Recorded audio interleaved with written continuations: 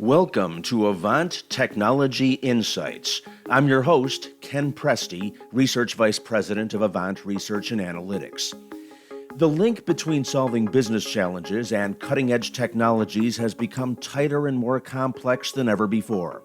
In this podcast series from AVANT Research and Analytics, we delve into how enterprise decision makers can leverage SD-WAN, IT security, unified communications as a service, and a host of other SaaS opportunities and related technologies towards greater operational efficiency.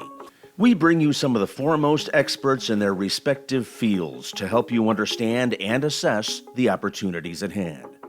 So please buckle up and let's begin.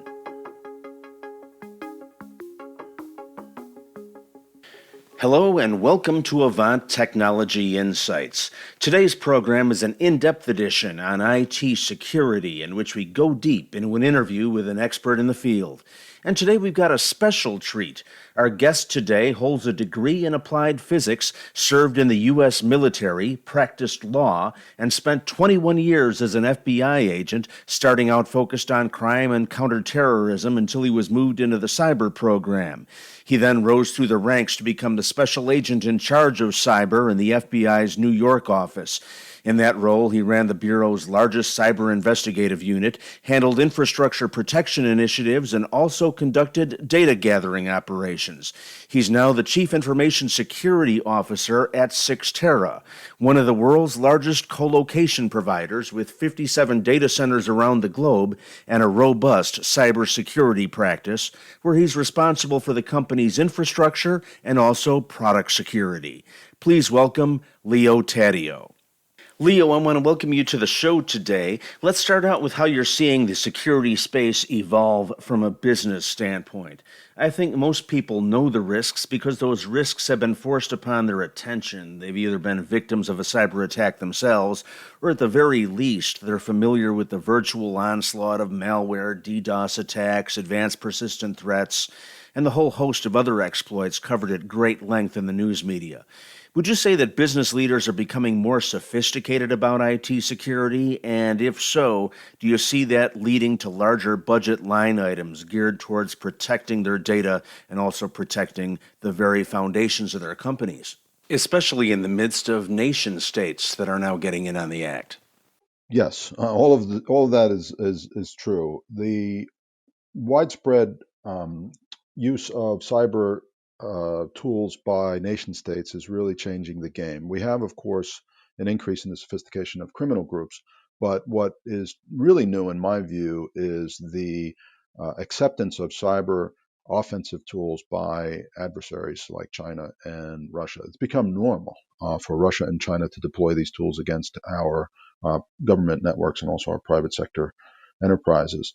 So the risk has gotten worse and the threat has increased. So on the other side of the equation is that the impact is getting worse. So companies are very sensitive to the potential for true harm to the enterprise. So, for example, if you take a look at Verizon and the acquisition of Yahoo prior to the notification that Yahoo was breached significantly by a Russian intelligence service, there was a valuation for Yahoo. That valuation came down significantly when the breach was discovered and disclosed to the public.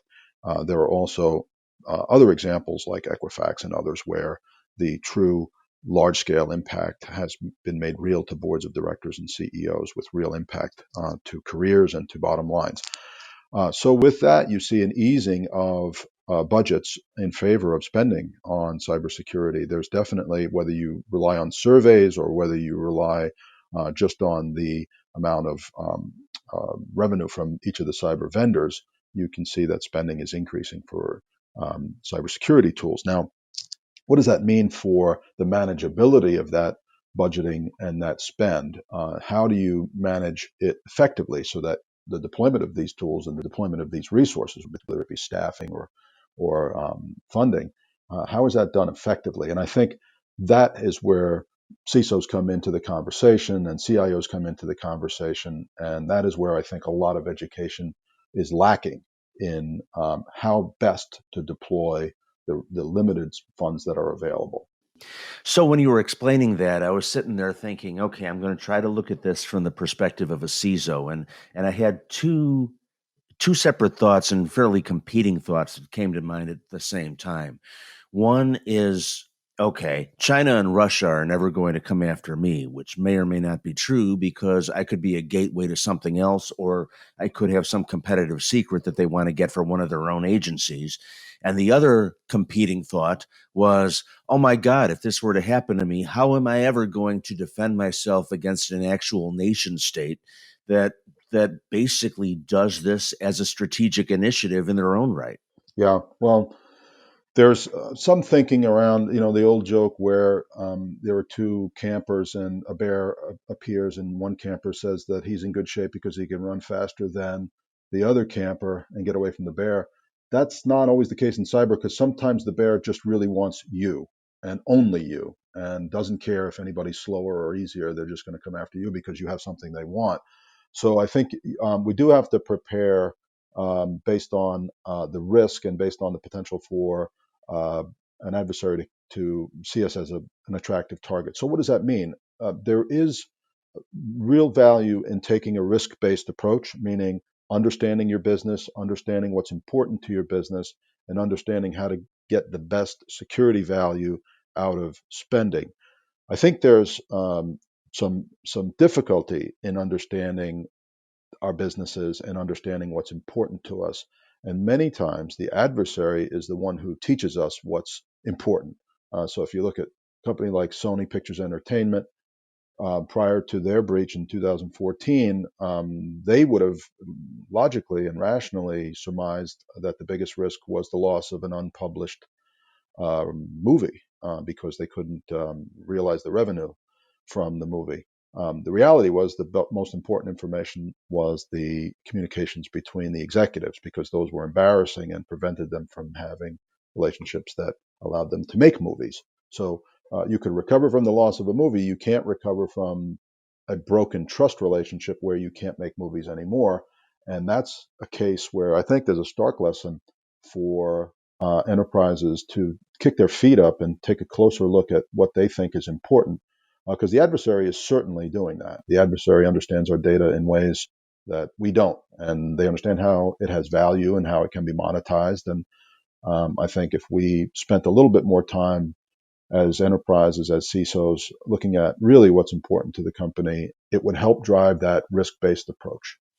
So, is there a way to actually defend yourself against this? I mean, I think we've all seen pictures of that building in, I think it's Beijing, where the military unit is there, and this is what they do full time, all the time.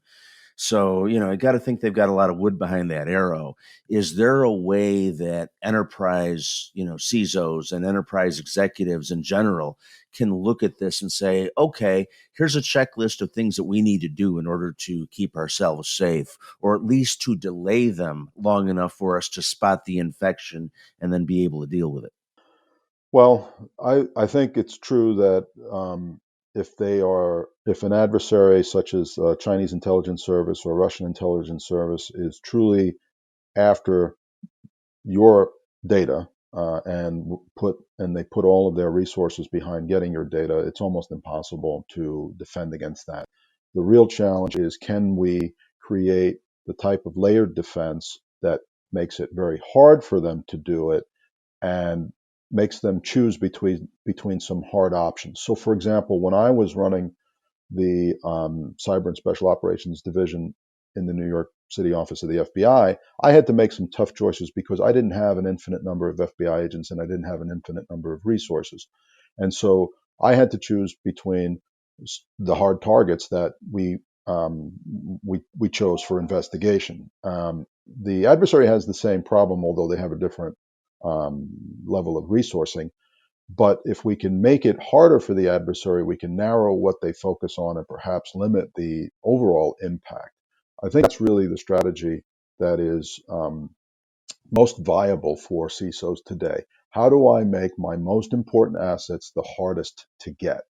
And when you look at some of the tactics that the adversary deploys, there are ways to lengthen the time it takes for the adversary to get into your network. There are ways to lengthen the time that it takes for the adversary to achieve what they want in your network. And there are ways to shorten the time for defenders to detect an adversary. And I think all of those things are great areas to focus on. Okay, so part and parcel of what you said is it sounds like it's going to be very important to be able to prioritize your data, and probably develop, practices around that. What do you think goes into making those decisions? On the one hand, it sounds fairly straightforward, but as you said a moment ago, in the Sony example, they thought they lost a movie or at least revenues from that movie. But what really was the problem was things that executives were saying to one another. What is your advice for how to make those decisions, and what types of things are most significantly overlooked in doing so?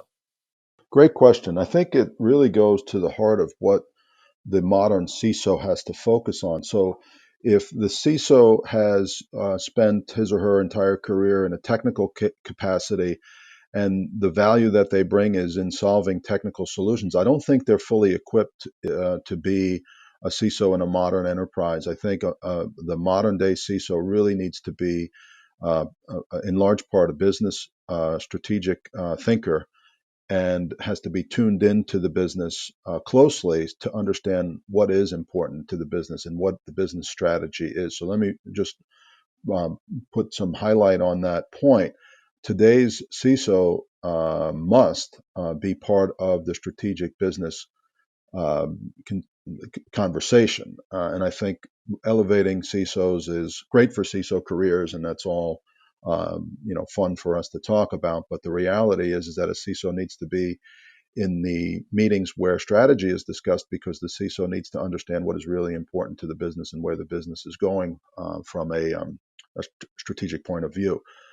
So let's start with that. In terms of how to understand what is important to the business and what data, that is where the collaboration with the other business leaders comes in. And so I think that having conversations and regular conversations with the business line leaders is critical for a CISO. So you have to understand what makes your sales team effective. You have to understand what data they use, how it's communicated, how it's stored, how it's protected. You have to understand your product team, how they are innovating and what data they are using to innovate and how they're storing it, communicating it, and protecting it. Similarly, from the very top, what the board strategy is. And I think having conversations about the future of the business and the future IT strategy of the business is critical for the CISO. So first and foremost, the CISO needs to be in the strategy conversation so that he or she can understand the business. And from a tactical point of view, the CISO needs to be in close collaboration with the business line leaders to understand what they rely on in order to bring value to the company. Okay, let me ask you to take that point one step further. So, in terms of, let's say something already happened. So, you've got all these different people involved on the front end. Um, and now you've got an actual attack underway. You've been penetrated. You've got something going on. You may be losing capabilities. There may be any number of things going on. Now, what would be your recommendations around the proper task force to deal with that in real time?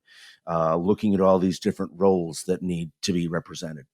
Right. So there's a number of components to responding to an incident, and many times we assume that the most important component is the technical component, meaning let's get the systems back up and running, let's get the operations back up and running, and let's get the impact minimized. I believe, and I've advocated whenever anybody asks, that the technical aspects of incident response are not as important as the communications aspects of incident response. If you look at what really harms a company after a cyber breach, it's not that they lost a server or they lost data or they lost intellectual property. What they have lost is trust. And that trust is lost when communications are not concise, clear, and open. Um, so I think when you form a task force for incident response, the most important person in the room is the person responsible for outward communications, meaning what are we going to tell our customers, our clients, our partners? What are we going to tell the government? Because the impact from the government is far more severe when the government has reason to believe an enterprise is withholding information improperly and putting other, whether it's consumers or other partners, at risk. So, in short, my advice to those who are responsible for incident response is not to underestimate the potential negative impact of improper or incomplete communications. And there are a number of examples from recent history to show where missteps in the communications process have resulted in outsized negative impact for companies. How much of that do you think is intentional versus they're just coming from a place of not knowing? Okay, something is going on, all hell is breaking loose. Nobody really wants to talk about that, but certainly they have some responsibility to do so in terms of their customers, in terms of their partners. What is it that most people, most executives don't recognize that they need to do on this communication level that they really need to be aware of? Another great question. I think most executives are trained to protect the enterprise from litigation and from loss of reputation, and that instinctively means limiting what we let the outside world know. Cyber is different, though, than a lot of other risks that we face. Cyber is not something that we can keep internal for very long, and that's because we've seen many times there are leaks by the people who are either internal employees who are talking to the media or part of our incident response team. So the idea that an executive can protect the organization by limiting what they disclose is somewhat flawed because it's almost impossible to maintain the kind of secrecy that we think is there in our employee ranks and in the partners that we bring in to solve the problem. It will get out. There are very aggressive reporters out there who ask questions and develop sources within companies. So you're not going to keep it secret is first and foremost. Second is there's a very vibrant cyber community that shares information about breaches. And in the absence of details that come from the victim, many times this community will make up uh, versions and speculate as to what happened. And then you wind up as an enterprise chasing the story and trying to correct what are inconsistencies and inaccuracies about the events that led to your cyber incident. So being reflexive in protecting the organization doesn't always work. It doesn't work very often at all in cyber incidents because the facts eventually do come out, whether it's in the short term or in the long term.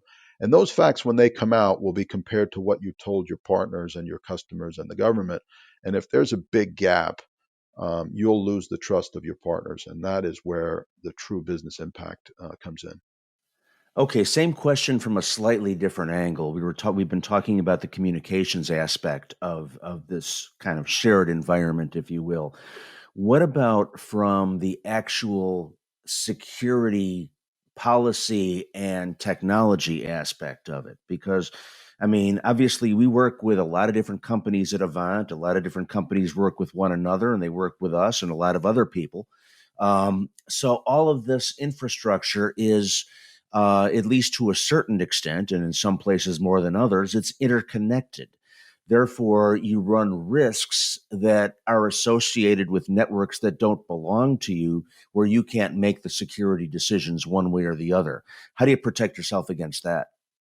Well, you bring up a lot of great points. First is that most enterprises have the policies in place to protect themselves. There's usually a gap between what is the company policy and what the company reality is, and that's where the adversary operates. So, for for many of us, for example, patch management is a challenge. We have a patch policy, but actually implementing those patches in time becomes a technical challenge. And within the period between the discovery of a vulnerability and the time we can patch it is when the adversary has an opportunity to exploit us. We don't often find a company saying, boy, I wish I had a stronger policy. What many of these companies who are responding to an incident have is the regret that they didn't more forcefully enforce their policy. So that's first and foremost. In terms of the tools that are available, it's a similar problem. Many of our vendors post breach say, well, if you had only used this particular tool in this particular way, you would have not suffered from a particular exploit. Well, that's, hindsight is great, but how do I manage today the tools that I have so that I am not in that position tomorrow? And that's the job of a cybersecurity team. Now, the problem that every enterprise has is that we are not in the business of protecting our information assets. We have some other corporate mission, whether it's to generate a profit through retail sales or to raise money as a charitable organization. Businesses can't exist if the only thing they do is protect their information assets. They're in the business to do something else. What does that create? That creates an operational tension. The tension becomes, are we spending more time and money protecting digital assets than we are actually doing the business that we're here to do? And you have to balance that. A company, any enterprise has to balance how much time and effort goes into running the business and actually performing the mission of the business. For profitable enterprises, that means generating revenue and lowering costs. And how do we balance the need for security against those business priorities? In real life and in a tactical everyday, it becomes a challenge for senior leadership to decide really where to spend their money. And that goes to, for example, do I spend X dollars on a new cybersecurity tool, or do I hire 5 salespeople to increase revenue? Those are really hard choices that a CISO has to understand. And those are hard choices that sometimes we wish we had hindsight to correct. I'm sure that the folks at Equifax and other high-profile breaches wish that they had spent money on vulnerability and patch management rather than on maybe public-facing marketing. I don't know, but the balance is the trick. Okay, Leo, taking you back up a mile high, if you could give one piece of advice to enterprise IT managers out there in terms of keeping their infrastructure safe, what might that be? It was clear to me when I was at the FBI that the breaches that we read about are almost exclusively caused by remote access attacks, meaning someone off and outside of our network somehow gains a foothold and exploits vulnerabilities. That's almost always the case.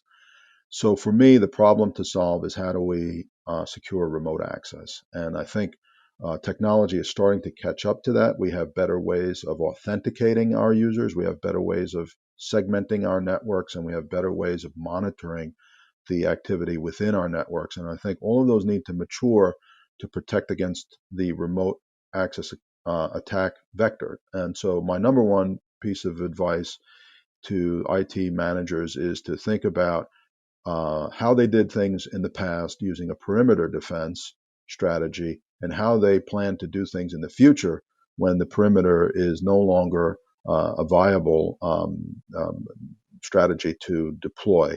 We have more widespread infrastructure, we have more remote users, and my advice to IT managers and to CISOs is to think hard about how they are going to secure remote access as the diffusion of infrastructure continues and as our remote workers continue to use different devices and connect from different places. The good news is you're not alone. Whatever level of expertise you have in your company, it can be heavily supplemented by trusted advisors who are either experts in the field of IT security themselves or have strong relationships with security experts they can bring to the table. So while the risks are high, the resources are available and the proper solutions are within reach. While there are never any guarantees that your company will not be breached, being ready to respond to such an attack is at least half the battle. For more information on keeping your company safe, contact your trusted advisor. Special thank you to Leo Taddeo, the Chief Information Security Officer at Cyxtera, for his insights and advice. Thank you, Ken. Thanks for the opportunity. For AVANT Research and Analytics, this is Ken Presti. You've been listening to AVANT Technology Insights, featuring information and opinions on how key technologies can be leveraged to solve business problems. AVANT Technology Insights is a service of AVANT Communications, a platform for IT decision-making. All opinions expressed in this podcast are those of the guests and the host. For more information, please feel free to download our research reports and other resources at www.goavant.net. That's www.goavant.net.